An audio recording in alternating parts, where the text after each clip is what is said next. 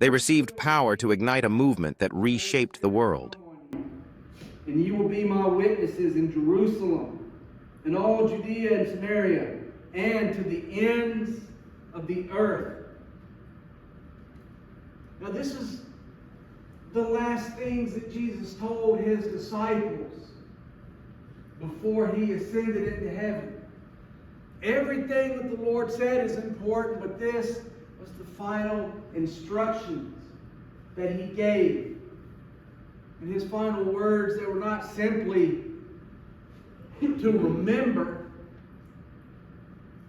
but his final words to his disciples, it was a promise of power. He told his disciples that they would receive the Holy Spirit and become witnesses. And what they received, it was not meant to stay with them. What they received, it was meant to flow through them. See, the fire of God would not only touch their lives, but it would move through their lives. And the early disciples understood this. You see, they didn't treat Pentecost, that festival they were celebrating when they were gathered in the upper room when the fire from heaven fell on them. They didn't treat Pentecost as something to admire. They didn't treat the outpouring of the Holy Spirit upon them as something just to admire, but they saw it as a mandate to act. And the fire that fell in that upper room, it didn't remain there.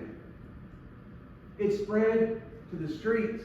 It spread throughout the cities, and it spread through the nations, and it spread around the world.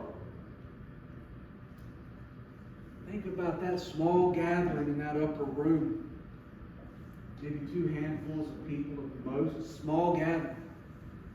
But what began with a small group, because of the power of God, it became a movement that reshaped the world, not because of their talent or their ability, but it did so because of the power of God.